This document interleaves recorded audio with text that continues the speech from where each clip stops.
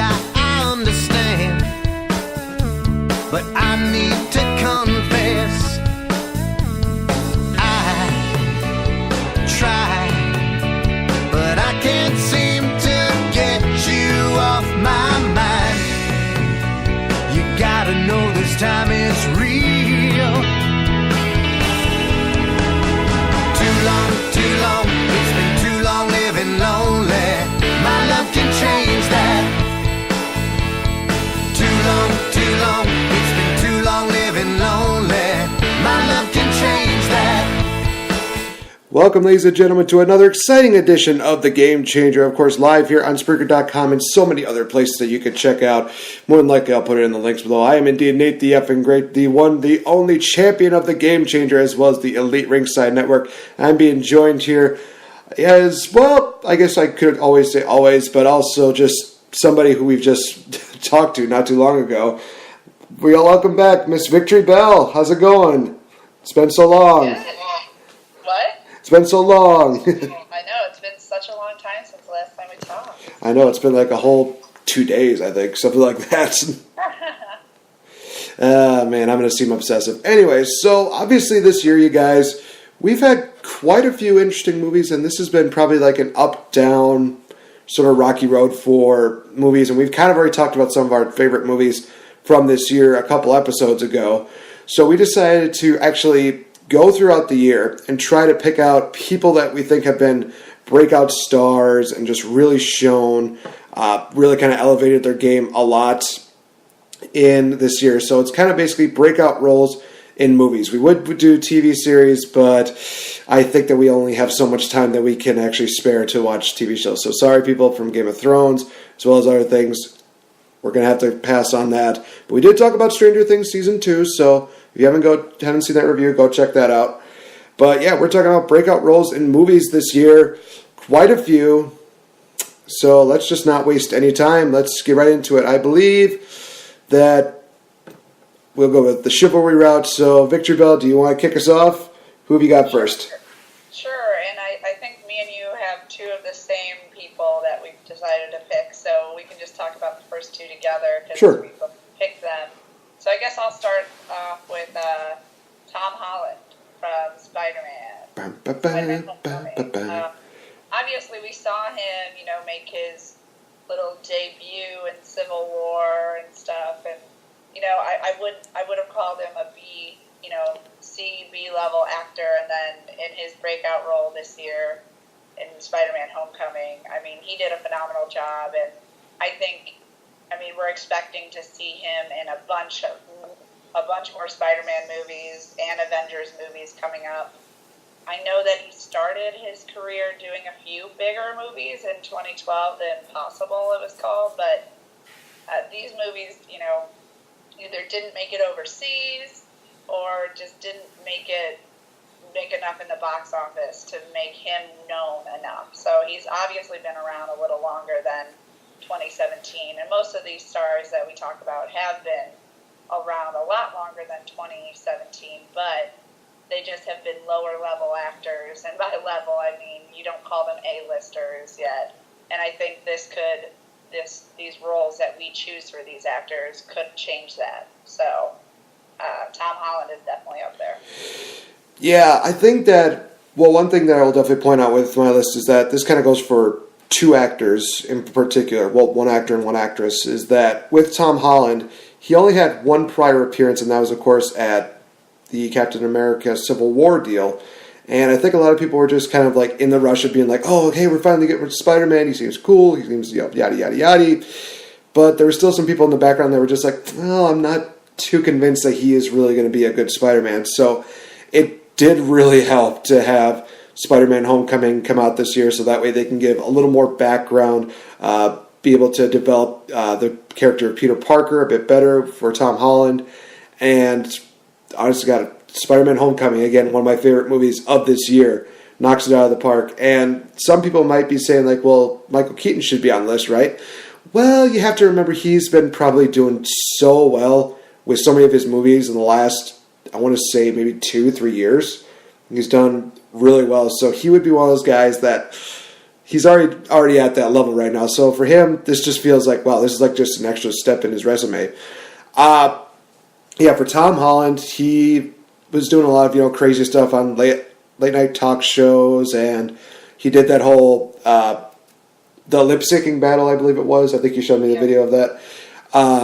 But yeah, for him to have this breakout role as Spider-Man and really portray Peter Parker, I think the way that everybody wanted him to, I think that really helped him out quite a bit. And I will add also this on here, that one other movie that he was actually featured another Avenger, and that was In the Heart of the Sea with Chris Hemsworth. So, so guaranteed, you guys, we're not going to be. That's not the last you're going to be seeing of Spider-Man, Thor in a movie. Might happen in the Avengers: Infinity War. More than likely, I'm looking forward to that. So, well, he's on the list, so yes, it's going to happen. It's going to be awesome. Just Tom Holland this year has been doing very well. I mean, some of the things also that he's done outside, where he's visiting kids dressed up as Spider-Man, and he just basically tells them, hey, this is how I do this, and they're asking like, how'd you get your powers? Well, I was bitten by a spider. He's just so fun-loving and so lovable that it's just one of those things where it's like he's the perfect fit for Peter Parker in this new Marvel, franchise reboot, basically, for Spider-Man. And the way that him and Tony Stark, Robert Downey Jr. played off the whole, I guess, father-son type deal was really funny, because just that pivotal line where Peter Parker just says, I'm nothing without this suit. And Tony Stark just says, like, well, if you're nothing without the suit, then you don't deserve the suit. Just really helped out, and it really helped burn that fire in Peter Parker. Loved it. He's just so relatable. Tom Holland, I know I'm gushing over him like a little schoolgirl, but at the same time, he's just so awesome. I just can't help it. Tom Holland's amazing. Awesome. Well, I guess we could go on to the second one. If you'd like to announce the second one we both chose together, go right ahead. Yeah, we both went with Bill Skarsgård, and a lot of people know him from his movies, Stephen King's It, which I've seen on 2 separate occasions, both of them just as frightening and just as spectacular as I would have imagined. But he was also in the movie Atomic Blonde this year, so he's been doing relatively good. But I think that Stephen King's It definitely helped him out quite a bit. He was only in a few other films here and there, but nothing really stood out until he started putting on the Pennywise makeup and just looking like the creepy clown. And a lot of people are just saying like, well, he's too scary. That's why they should have went with the Tim Curry route. I understand that, but at the same time, just the way he played Pennywise as the creepy clown just was one of those things where it's like, you know what? It's a revamp. It's a reboot. It's okay. And he's supposed to be scary. He's not supposed to be like this, fun-loving, honk honk kind of clown. He's supposed to be one of those things where it's like, I'm kind of freaked out by this guy. I may just want to just stay in my room and just lock myself in there forever. That's just the feel of what a horror movie's supposed to be. You're supposed to be scared of this guy. So, honestly, yeah, Bill Skarsgård, breakout role for the Pennywise role in It. And Chapter 2 is coming out in a couple years, so we got another chance for us to get spooked. I mean, most of us. I know one other person's not going to go see it, so. Yeah, I didn't see it, but I can recognize the talent when I see it. I know that what's great about Bill Skarsgård is I had no idea about him at all. I obviously know his brother, which I'm blanking on his name, but he was Tarzan this past, in 2000. Oh, he was Eric in True Blood. So for me, I was like, oh, his brother is a very, very attractive man. So I love him. It's kind of like the Hemsworth brothers, where it's like you didn't realize there was 3 of them. Now they're Alexander. There we go, Alexander Skarsgård. Okay. And they're Swedish, I'm pretty sure, right? They're from Sweden. Yes, they are. Yeah, they're from Sweden. So another thing about Sweden, I heard is they're lacking females. That's what a stupid Facebook thing came up and showed a picture of Bill Skarsgård saying like Sweden is very low in females. I'm like, okay, calm down. But yeah, it was really cool. He obviously had two pretty big roles in 2017, and before that, I mean, he made appearances in Hemlock Grove, which is a TV series. It was a pretty popular TV series, but again, we're talking about movies here. And what I like the reason we picked probably the people that we did, or at least for me, is seeing that they're not just doing stuff. They not just did successful stuff in 2017, but the things they did in 2017 are getting picked up for years beyond this. So like you already said, Nate, how it already decided to announce Chapter 2 is coming out in 2019. Like, that's awesome. And he has 2 or 3 other movies that are going to be coming out. One is part of the, Divergent series that he was in, played a little role in. Oh, that's right. But in general, I just think it's really cool that the people that we're picking them because you're going to not only, like, they made a splash in 2017, but it's not the one or done people. Like, these people are going to be constantly popping back up throughout the years as kind of the iconic characters that they chosen, but also just, in other films. So it was really cool to see a little brother of a well-known arty actor, Alexander Skarsgård, be really talented as well.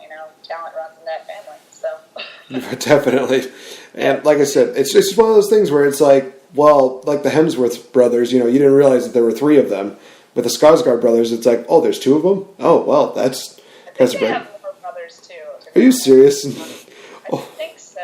Oh, my God. But again. Now this I gotta see.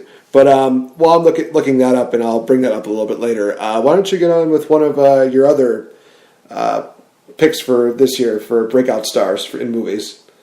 Yeah, so people might not agree with me on this one, just because she's been in things before, and she's been in quite a popular movie, but I decided to go with Tessa Thompson. Her breakout role for 2017 was Valkyrie in Thor Ragnarok, Okay. which I feel like they gave Valkyrie an unknown, superhero / just B-level hero, and they gave her such an A-level role in this film, and Tessa Thompson did such a great job making this character come to life with her alcoholicness and all this stuff. It was really funny, and really, really clever of, Thor Ragnarok to kind of bring up another female superhero. And Tessa Thompson was in Creed, which, Creed was all over everywhere. But what sucks is Creed didn't make as much money, I feel like, as they thought it was going to make, as it might have made if it was maybe back in the 80s and 90s when, Rocky was really popular. I feel like it would have made more money, but it didn't. But she's known for Creed, but now I think with Thor Ragnarok and her coming out with a few 4 movies in 2018 is going to be pretty cool. Like, she's going to be a part of Avengers Infinity War, and I just think I'm really excited to see her do more well-known things, because I saw her in Selma too. She's been in a lot of, lower budget, like Dear White People and Selma. She was in those, but I think it's really cool to see her breaking out into the Marvel Universe, into movies that are going to be making hundreds of thousands of dollars versus just, sticking in the, 5 digits, which is cool. I think that with Valkyrie, she definitely reminds me of Will Smith when he was playing Hancock, that's right, where obviously she was in a phase where she just didn't care, she just preferred drinking, she just was like, whatever. And then as soon as she gets into the serious role, she just became something a lot more than what people were expecting.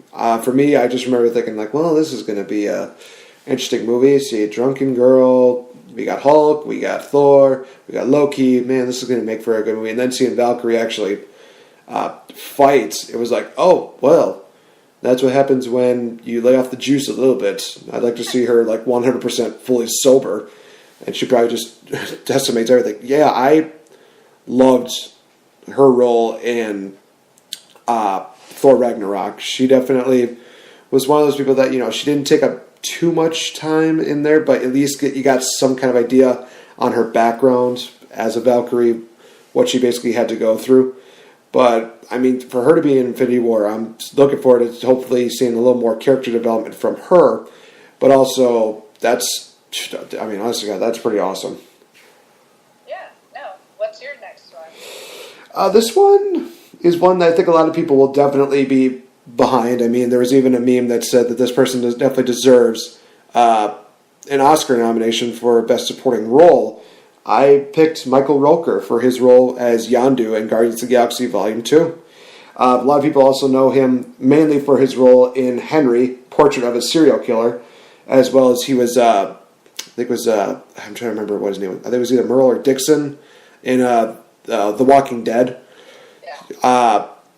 But this movie here for Guardians of the Galaxy, obviously people knew that it was going to be more about, of course, Drax, Gamora, Rocket, Groot, and Star-Lord. But the ending, I think, is what really stood out to a lot of people in this movie, and that being everything that Yondu just created. Because everything that he did throughout the movie, of course, he has his helmet where he can control his arrow. It was awesome to see that. He always has those witty catchphrases, and he's just a smart ass, really. But what happens in the end, of course, with between Star-Lord and Yondu was, of course, basically that line of, he may have been your father, but I've always been your daddy. Just that got me so much, and it was again one of those movies where it's like, oh boy, they're gonna make you cry. They're gonna make me cry. Don't cry. Don't cry. Don't cry.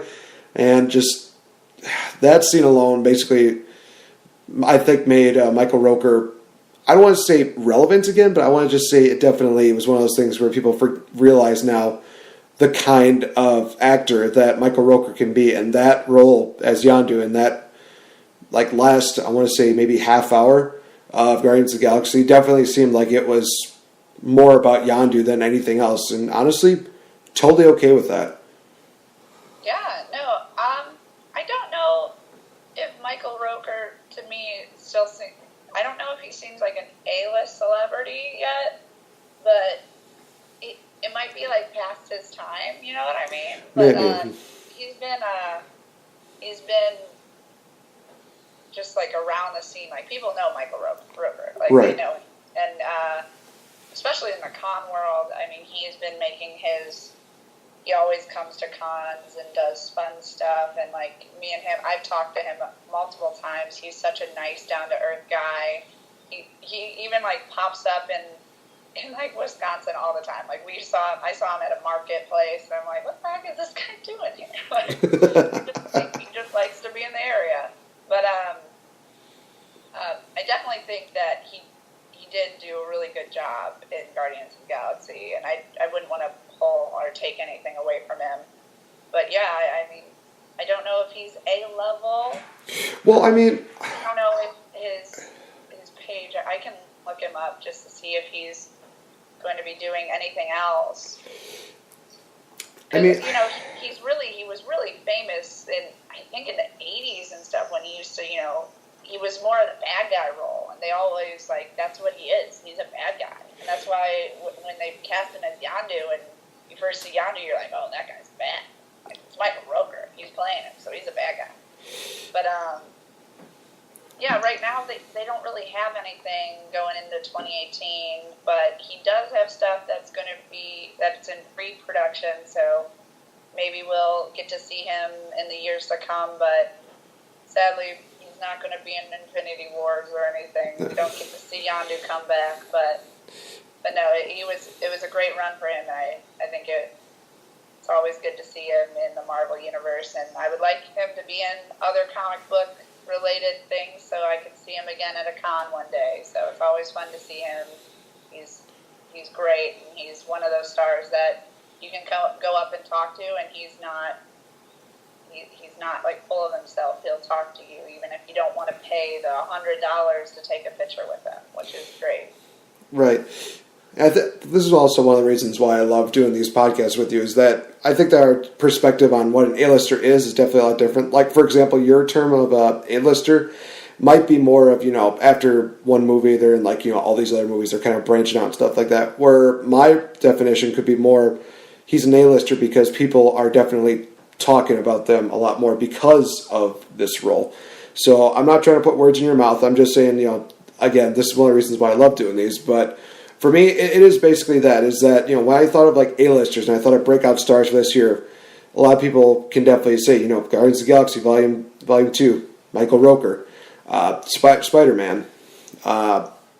Definitely would probably throw Justice League in there a couple times. But yeah, just like roles that a lot of people can look back on 2017 and they can say, okay, I remember some of these movies and I thought, oh, that's right, I remember this person for doing this role, or I remember, this woman for doing this role. That's kind of what I think about for A-lister. Now, obviously, a lot of people are probably saying like, well, obviously you're wrong because this is what an A-lister is. It's like, hey, this is my definition of an A-lister. Just deal with it. So. Okay. Well, explain that. But yeah, okay, so I will go on to my next one then. And I start breaking in, and I do have to say, I think it's a little, we're definitely skewed. We both wanted to, we picked movies that we've seen. So probably there's some breakout stars that we did not look for. We really stayed around the comic book series. It's a little ridiculous how many we picked, but whatever, we're just going to go with it. It's more of a nerdy podcast anyway. Right. So I decided to go with the next Justice League member that I chose is Ezra Miller, which I've actually seen him in a lot of things. And obviously he's been in The Fantastic Beasts and Where to Find Them and Perks of a Wallflower. And he had a little tiny bit in Suicide Squad and a little tiny bit in Batman vs. Superman. But I don't think any of the movies that I've just said, and even The Fantastic Beasts and Where to Find Them, I think that was a great movie. I think it did really well in the box office, but his role in particular wasn't that great and wasn't that highlighted. He obviously was the messed up kid in it, so you're like, don't know if he's a star yet. I think in Flash, they're giving him the opportunity to go from, a B-level actor to an actor who is going to be the lead. And again, that's kind of what I always pick is like, okay, what is their next roles? What is he going to be in 2018? And he has his own movie coming up in Flashpoint in 2020. But they're obviously filming it now. It was announced. And he's going to be a little part in the next Fantastic Beasts franchise, but I'm pretty sure he died. I could be wrong. So I know I've just watched Fantastic Beasts, the first one. But the next Fantastic Beasts, which is by J.K. Rowling, Harry Potter franchise, is in 2018. He's going to have a little role in that again, but they're running with him for Flash. So right. He's definitely got it. Oh gosh, I got to stop doing this. I was going to say got his legs under him. The puns need to stop. But yeah, Ezra Miller, he showed that he can be a big star with Flash, and people enjoyed him. I said I think maybe the name should have been different. Should have been Wally, not Barry. But in general, I did like him, and so I think that showing that he's going to be the main character, he's going to be the star of a film in 2020 by himself, going to pull in some people. People trust him to pull in millions of dollars. I think that shows like he's going to be big. Yeah, I remember still having this conversation with you where, really thinking to myself, I'm probably going to hate Justice League. It's going to be just as bad as Batman vs. Superman. But after watching it, I definitely did say that Ezra was one of the guys that was definitely the comedic humor when it came to Justice League, but he definitely still provided that, Flash character that a lot of people come to know and love. And regardless of whether his name was Wally or Barry, he still delivered quite a bit. And obviously he did show off a lot of that a lot of that youth that he has compared to a lot of the other Justice League members. So it is one of those things where it's like, well, he's definitely going to be playing a young guy for a while, and I think when they get to Flash, maybe this will be the role that he starts, maybe getting mature. But then again, this could be one of those movies that actually backtracks a little bit and then fast forwards up to Justice League. I mean, I don't know if you have any more information about the Flash movie that I might be missing. Flashpoint in general is a huge obstacle during the growth of Flash. So we're gonna. I mean, I don't know what the movie specifically is going to choose, but there was an animated film called Flashpoint, and it was amazing. They had all the Justice League members, and it's really about different realms or different worlds and how Flash uses the Speed Force to go in different time zones and different universes. So I don't know if that's what they're going to do, but that's kind of Flashpoint. If I remember this correctly, had a different Flash coming to get Flash, and they're going to go to another world where the Justice League members are there, but they're very different people than what you know and love right now, which makes it really fun. It's a really different type of scenario because, Wonder Woman is not the Wonder Woman you know and love, and Aquaman and her, I believe, are in some sort of war, the Amazons versus the Atlanteans, and it's kind of a really cool movie if they do it the way that I'm thinking they're going to do it. Flashpoint, I think a lot of people who enjoy the DC universe know when you hear the Flashpoint, you're going to get some good characters and good battles. So I'm excited if they do Flashpoint right. It's going to be a really, really good movie, and it should throw in a lot of the Justice League, almost like Civil War did, Captain America Civil War, how you had these characters, even though it wasn't an Avengers movie, you still get to see all your favorites come in and have a role in this movie, and that's what Flashpoint really should be as well. All right. You said that's coming out in 2020? Yes. Okay, so definitely be on the lookout in 2020, guys. That's coming up actually pretty quick here. All right, so next one I have, which I know that my co-host definitely is very adamant about, and she will probably disagree about it, but I'll hear her side as soon as I address what I have to say. I picked James McAvoy for his role in Split this year. And of course, a lot of people know James McAvoy as, Professor X from X-Men. He was actually also in Atomic Blonde this year. I actually did not know that until I looked it up. I'm like, oh, well, that's interesting. I also did not know that he was Mr. Tumnus in The Lion and the Witch and the Wardrobe. I had to kind of make that small comparison. I was like, okay, I gotta get the picture in my head here. It's like, oh my god, that actually is James McAvoy. Jeez Louise. I was just like, okay, so this is the guy who in Wanted basically killed everybody. He was a half goat, half person in Lion, Witch, and the Wardrobe. My mind is just blown. And then just to go from that to what Split was, I picked him for this role because this was not an easy role to do, and I can definitely tell that it was not going to be easy for him at all, because basically he had to try and be 23 different personas, and obviously they didn't get a chance to show them all, and maybe they got a chance to show it in like a deleted scene or alternative extras, or maybe it's something that's going to be unlocked in the future. But for him to basically try to create 23 different personas, whether it was through a tone of voice or a different attitude, it just blew my mind immensely. I just remember going to see it with Max, and when there was like so many moments where our jaws were on the ground, we were looking at each other like, what are we watching exactly? Is this really happening? And it just was an absolute amazing movie. And the fact that they're going to be doing another one that's going to be called, I think it was Glass, I believe it was, because they're going to combine Unbreakable as well as Split into like a crossover series, which makes it that much more interesting. Now, obviously, a lot of people are going to disagree because it wasn't exactly... this was not one of James' roles that was as good as, he wasn't as Professor X or as he was in Wanted. But to me, this was one of those roles that helped me see him in a different light, where he definitely could play a guy with, multiple personalities, try to give, some kind of different character background in each of them, and just have like a different kind of mood or different kind of attitude almost like almost like every other scene that he was in, which I absolutely loved.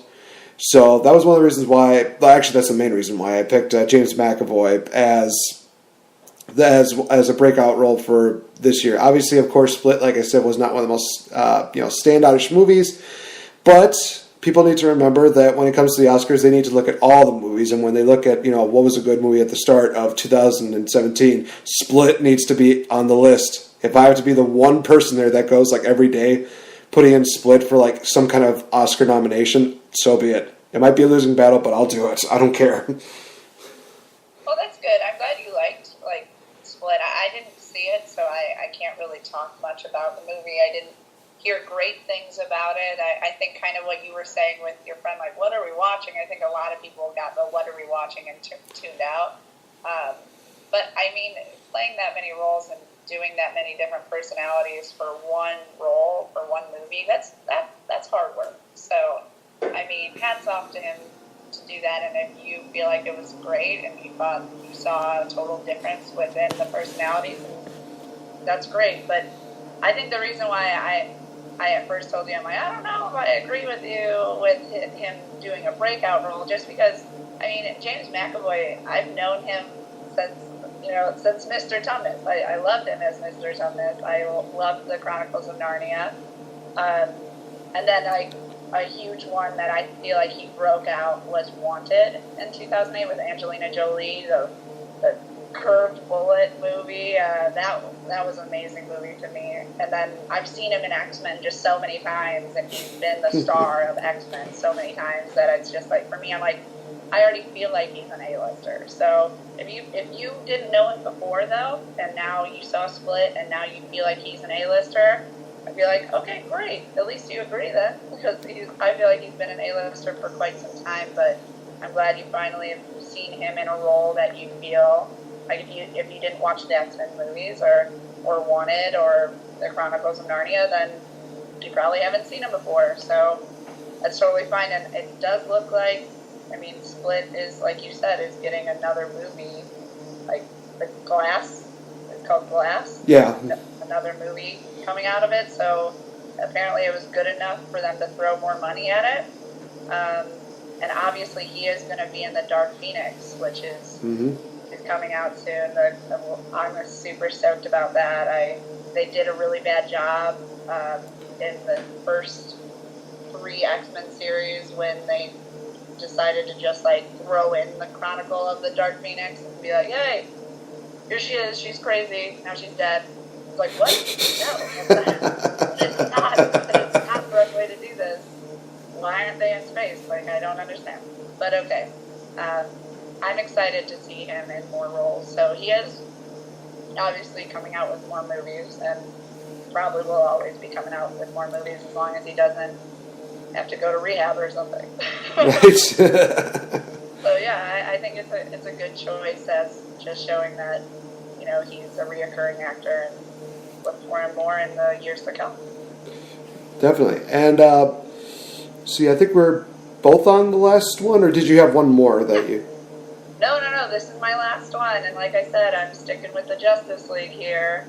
And this guy, I think, is actually the only person on both of our lists who really doesn't have much else. So I'm kind of excited that I was able to pick him. Ray Fisher. So Ray Fisher broke out as Cyborg in this year for Justice League. We kind of got a little bit of a glimpse of Cyborg in Batman vs. Superman, at the end when his body is being put together, but that doesn't count. Nobody cared about it then. He's announced that he's going to be part of Flashpoint, which is a good sign. It's a good thing. They're going to have probably all of the Justice League is probably going to make an appearance in Flashpoint. And they also announced, which this surprised me, is there is going to be a Cyborg movie just on his own as Victor Stone Cyborg. He's going to be the lead in his own movie, which is, for me, is really incredible. I think it's really cool. And what was interesting to me is he was part of like a WGN morning news segment in 2017, probably before the Justice League, but like WGN is like Chicago's biggest thing, and I missed that. Like, I kind of like, darn. But he hasn't been in like anything else. He was in like the Astronauts White Club, a TV series. What? I don't know what that is. And The Good, the Bad, and the Confused, which is a short. So he's literally have been in no other movies. His breakout role, his first role, is the Justice League. Like, that is incredible, and it's like uplifting as an actress. Like, I'm like, oh my gosh, he had like no other previous roles, and they're just like, you're our Cyborg. Like, that's so cool for me. So I think that you're going to see a lot of Ray Fisher, and I went on a lot of websites that like you look for the actors and what they've done, and he's the only name like in the whole Justice League that you couldn't click on to see other stuff. And I was like, why is this? Why is like, oh wow, they didn't care enough about Ray Fisher? And it's not that they didn't care, it's that they really don't have anything else to show you. Right. Like, he doesn't have a lineup of movies. Like, this literally was his first big role, and he nailed it. And I loved Cyborg, as I said in our Justice League review, was probably my number 2 character under Wonder Woman, who did a really good job. So I'm really excited to see more of Ray Fisher as Cyborg, and just to see where his career goes from here, because he really did make his breakout role in 2017. So excited for him. Yeah, I'm just looking that up as well, seeing if he actually did do anything else. And you're right. The only thing that he's getting credited for was a brief cameo in Batman vs. Superman, as well as the Astronaut Wives Club. Captain Edward Dwight. Like, what the heck is that? But, and then you mentioned the short, The Good, the Bad, and the Confused. It's like, I'm confused about everything with this guy. Come on. He definitely does seem like he is one of those... it was an on-stage comedy. Oh, okay. I actually did not know that. Huh. The Good, the Bad, and the Confused. Yeah. Yeah. Which is kind of, I mean, it's interesting, but, like, it's kind of cool that we were able to actually find, like, one person that literally did nothing else, which is cool, you know? Like, that's what or at least when I thought of this idea, that's what I was going for, but obviously in the acting world, people do these little tiny cameos in a bunch of things, or get little parts that nobody sees, which as an actress, I know this because I've been in a lot of things, but nobody sees it, so it's great. Right. But no, it's just really cool, and I think it just gives hope for other actors who have not been discovered yet. Like, you can get a role like this. Obviously, he's one in a billion, but it's cool. It's cool. So go on. Last pick. Last pick. Okay, I'm not going to give my thoughts on this one then. Because she knows who my last pick is, and she's not going to disagree with it whatsoever. Because she has cosplayed her once, twice, maybe half a dozen times, maybe more than that. I mean, I'm sure... I'm sure you probably haven't kept a record of that. But last person that I picked was Gal Gadot, a.k.a. Diana Prince, a.k.a. Wonder Woman. And for Gal Gadot, it was the same situation in Batman vs. Superman like it was for Spider-Man in Civil War. It's like, hey, Gal Gadot, we got Wonder Woman. Hey, she's doing a great job. But can she hold her own on her own in her own movie?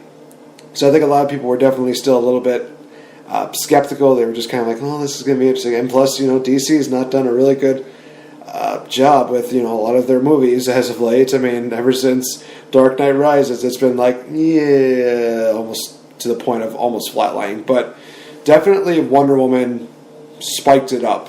Definitely stepped up their game. And I just remember going to see this movie and thinking, well, I don't know how this is going to be. But we'll see what happens. Then leaving like, oh my God, this is actually the first movie I can actually credit DC did a great job at. Gal Gadot really just hit this one out of the park. She definitely can play the Wonder Woman character so well. Whether it's, her serious side, her kind of serious joking side, because obviously she's not going to be, breaking out puns or jokes or anything like that. She's just more one of those women that just is serious, and a lot of things when she tries to be too serious, it's funny. And Gal Gadot, she's already done 3 appearances, one for Batman vs. Superman, her own movie, and Wonder Woman, and of course for Justice League. All 3 of them, I can honestly say, I don't have an issue with any of the way she portrayed the roles. I felt like there was almost like a small evolution for her in each one of them, where it's like, okay, this is where she's getting introduced, this is where we're showing her background, and this is where we're showing her kind of maturing a bit, because I think that when she was still on the... Help me out here. Where was she from again? Wonder Woman? Israel. No, that's Gal Gadot. I was saying, where did Wonder Woman grow up is what I'm saying. What I'm asking. Oh, Tipatera. Sorry. Tipatera, thank you. Yeah, she was growing up, and she was definitely mature in that realm that she was in. But as far as her going into the real world, our world, she basically just had, like, the intelligence of, I don't want to say just basically a young adolescent, I'll say. And she didn't know where everything was, but definitely in Justice League, she definitely started maturing a lot more. She's definitely started appreciating a lot more. And she definitely really loved the support that she was getting, whether it was from her fans and from her teammates in Justice League. But yeah, I also had to look at a lot of the info for Gal Gadot and just everything that she's done up to this point. I mean, she started acting in 2004. It's not until now that she's starting to finally reach that high potential, because she's born in Israel. She won Miss Teen Israel in 2000. Was it 2004? Yeah, it was 2004. And then she also served in the Israeli army as I think it was like a defense coordinator, if I'm not mistaken, something like. No idea. I don't know all of that, but I just think that's cool. That's crazy. Yeah, so she's got all this background. And of course, for me, the one thing that really won me over was that I don't advise this for her to do this again, but for her to basically still be expecting, pregnant, and for her to continue doing that role as Wonder Woman, I literally just thought to myself, okay, there's no way that I can say anything bad about her at all. Even if they try to make her look bad, I feel like I can't say anything bad about her whatsoever. Oh, yeah. No, I totally agree, because, like, I know everyone, maybe some people will be like, what? How can you say she broke out in this year, blah, blah, blah. I think this is literally the reason why we wanted to do this. I'm like, dude, Gal Gadot went from a B level to an A level, like, in, like, a blink of the eye. And I know she's been in, like, I watched the Fast and Furious franchise, and obviously she's been in those, but she's not a pivotal role in any of those. And she's never a pivotal role until Wonder Woman. So I think it was really cool. Like, obviously she was part of Batman v Superman, but she wasn't the main focus. So the fact that she got to be that main role, and Wonder Woman is now the second, I think, the second most grossing film of 2017 so far. I don't know if, maybe in 3 weeks Star Wars will be able to beat that. I kind of doubt it. I doubt it. I highly doubt it. I mean, you can't give it 3 weeks is all you got. Like, that's a lot of money to raise in 3 weeks. Unless they have everybody watch it like 20 times in the next 3 weeks, there's no way. Yeah, and Beauty and the Beast is the number 1 grossing. So, I mean, it's just really cool to have seen this. I mean, she pulled in so much money with Wonder Woman, and this was her role. It was her who pulled them in. There was no other people that people were going to see Wonder Woman. Not like, oh, Steve Trevor. No, they were going to see Wonder Woman, and it's just really cool that she also, in Justice League, like, both of those movies came out in 2017, and she was amazing in both of them. And as you would know, obviously, Justice League Part 2 is going to be coming out, and also Wonder Woman 2, and Flashpoint. Sure enough, Wonder Woman's in Flashpoint, which she should be. As I said, if I described a little bit of the plot of what I would assume Flashpoint would be about, what was cool is when I was looking up people, she actually was the top, like, star for IMDb in 2017. Like, I don't know if it was the top. I think it was just called the top star. So I'm like, that's awesome. That's great that she won that in IMDb for 2017. So I have to say this pick was awesome. It's good, and it is cool to see that, you know, she didn't have much else. Like, she was in the Army, she was in this stuff that helps you do roles. So I would say that she's done a really good job. I love her as Wonder Woman, and I can't wait to see all the other stuff that she's going to be in for the years to come. Yeah.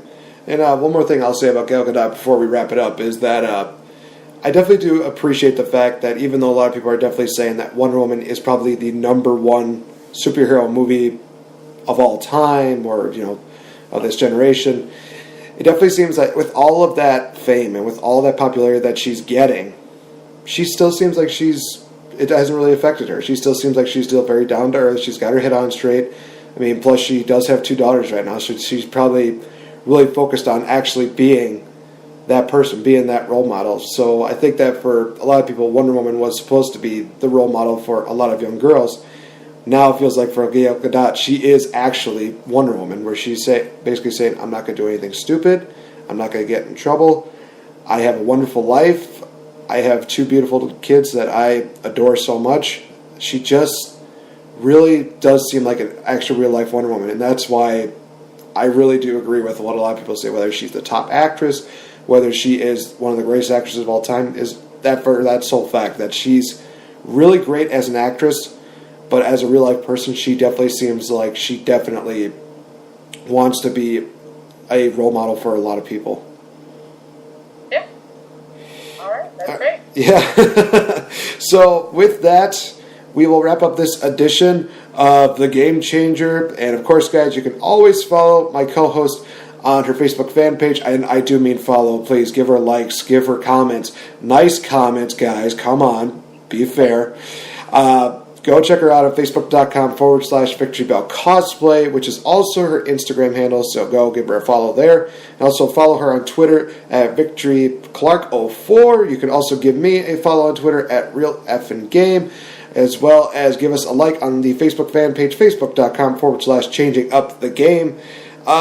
Before we leave, I believe, wasn't this weekend the weekend for the near St. Louis event? Or was that? Yeah. There's going to be a Star Wars, I believe it's a martial arts event. It's December 16th in Baldwin, Missouri, which is right outside of St. Louis. So it starts at 10, ends at 5. It's for Toys for Tots, and a movie a short film that I'm going to be a part of, which is a short Star Wars, lore film. So it's kind of supporting both film in the St. Louis area and Toys for Tots in the St. Louis area. So if you guys are available this Saturday, come on out and see me support a film and Toys for Tots, and yeah, I hope to see people there. Woohoo! And guys, of course, on Thursday, Star Wars The Last Jedi comes out. Go watch it. So, of course, you guys, for Victor Bill, I'm Nate the Epic Great, here live on Spreaker.com, as well as Podomatic, Podbean.com, SoundCloud, and Mr. MTG 1990 on YouTube. We will see you guys in the next episode. Bye-bye. Bye. I'm just thinking out loud as you walk through this crowd. Have you lost what you found, or was it never yours to own? In the shade of this scene, are the shapes what they seem? Or is it part of a dream where you wake up all alone? Tell me, girl, everything that you want from this world, you won't be denied. Not with me by your side. If you want it all, baby, you're justified.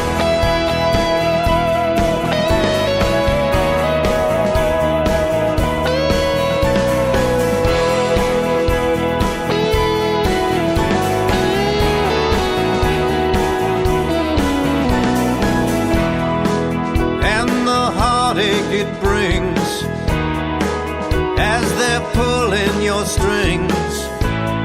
Is it just one of those things that comes with the traveling show?